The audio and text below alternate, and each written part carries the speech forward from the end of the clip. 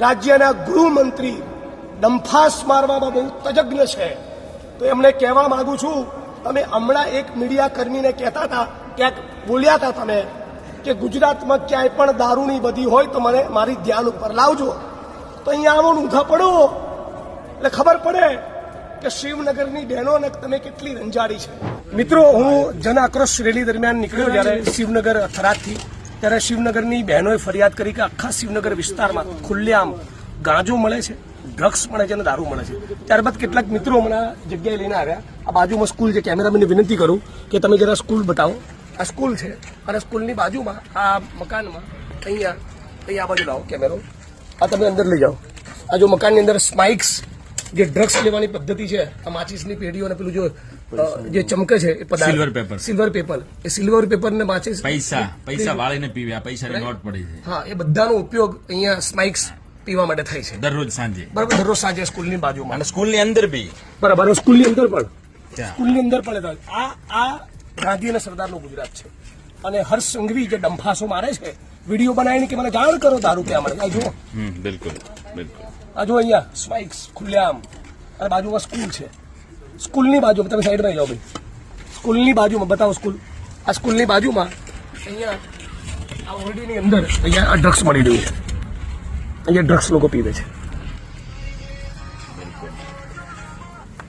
આ બાથરૂમ છે સ્કૂલનું, એની અંદર બેસીને લે છે. આ બાથરૂમ અહીંયા તમે તો ત્યાં જાઓ, ત્યાંથી અહીંયા હું કટ કરું છું. હવે બોલજો, હવે અંદર જતા રહો કૂદીને. ચલો સ્કૂલની અંદર છે. હા, સ્કૂલની બાથરૂમમાં છે. તો આપણે જાણ કરીએ છીએ.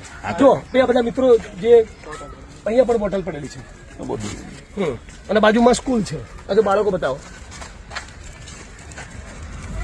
અને બાજુમાં અહીંયા ડ્રગ્સ વેચાય છે. આના દરવાજા તોડીને ભારતીય જનતા પાર્ટીની સરકાર કહે છે બનાસકાંઠા જિલ્લાને 2 મંત્રી આપે, અને થરાદની અંદર એ ડ્રગ્સ વેચાય છે. બિલકુલ, બહુ દુઃખ સાથે કહેવું પડે છે કે શિવનગર વિસ્તારની બહેનોએ મને ફરિયાદ કરવી પડે.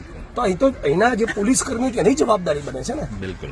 અને શિવનગર વિસ્તારના થરાદના સર્વ સમાજના લોકોને કહું છું કે ડ્રગ્સ અને ગાંજાના વ્યસનમાં તમારા પરિવારના દીકરા ગયા એટલે તમે એમને ભૂલી જજો, એમનું કોઈ ભવિષ્ય નહીં રહે. એટલે વિડીયોના માધ્યમથી સમગ્ર ગુજરાતના લોકોને અપીલ કરું છું, તમારા તાલુકામાં, તમારા શહેરના મોહલ્લામાં, જે પણ જગ્યાએ તમે ગુજરાતના કોઈ પણ ખૂણે છો, જ્યાં પણ તમને ડ્રગ્સ, ગાંજો, ચરસનું વ્યસન જાણવા મળે, પ્લીઝ એને ગંભીરતાથી લો. ફક્ત પોલીસને એક્સપોઝ કરવા માટે નહીં, આપણી અત્યારની અને આવનારી પેઢીને બચાવવા માટે. એવા ખતરનાક કેમિકલ ડ્રગ્સ આવી ગયા છે કે સળંગ 4 દિવસ 5 દિવસ, કોઈ વાર જીવનમાં પહેલી વખત માણસ લે તો 6થા 7મા દિવસે ડ્રગ્સ ના મળે તો પોતાની માના ગળાની ચેન તોડીને પણ લોકો ડ્રગ્સ ખરીદવા જતા હોય છે.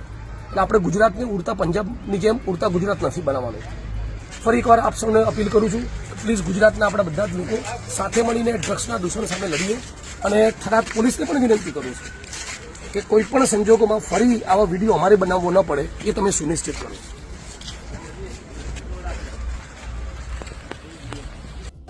થરાદના શિવનગર વિસ્તારની બહેનોએ મને જાણકારી આપી કે અમે શિવનગરના લોકો ત્રસ્ત બની ચૂક્યા છીએ. પોલીસની મિલીભગતના કારણે બુટલેગરો બેફામ બન્યા છે. દારૂ તો ઘરે ઘરે ડિલિવરી દ્વારા પહોંચાડવામાં આવે છે. ફક્ત અડ્ડા નહીં, થરાદના શિવનગર વિસ્તારમાં દારૂની હોમ ડિલિવરી કરતી હોવાની મીડિયા અને એસપીની ઉપસ્થિતિમાં થરાદની બહેનોએ ફરિયાદ કરી. ઉપરાંત બહેનોએ એમ પણ કહ્યું કે અહીંયા બેફામ ડ્રગ્સ અને ગાંજો અને ચરસ પણ વેચાય છે. રાજ્યના ગૃહમંત્રી ડંફાસ મારવામાં બહુ તજજ્ઞ છે, તો એમને કહેવા માંગુ છું, તમે હમણાં એક મીડિયા કર્મીને કહેતા હતા, ક્યાંક બોલ્યા હતા તમે કે ગુજરાતમાં ક્યાંય પણ દારૂની બધી હોય તો મને મારી ધ્યાન ઉપર લાવજો. તો અહીંયા આવો ઊંધા પડો એટલે ખબર પડે કે શિવનગરની બહેનોને તમે કેટલી રંજાડી છે. હવે જિલ્લા પોલીસ વડાએ આજે બાહેધરી આપી છે કે આવનારા ટૂંક સમયમાં ફરી તમારે જિગ્નેશભાઈએ ફરિયાદ માટે આવવું નહીં પડે, ફરી બહેનોએ ફરિયાદ કરવી નહીં પડે. ફરી જો મારે અહીં આવવું પડશે તો આનાથી વધારે ઉગ્ર સ્વરૂપ ધારણ કરીશ. કોકને સસ્પેન્ડ કરાયા વગર ઊભો નહીં થવું. અને થરાદની જનતાનું મને જનસમર્થન છે. શિવનગરનો એક માણસ મારી જોડે લડવા તૈયાર છે. અહીંયા દારૂ પણ બંધ થવો જોઈએ, ડ્રગ્સ પણ બંધ થવું જોઈએ, ગાંજો ચરસ પણ બંધ થવા જોઈએ. બધા રેડી છો ભાઈ?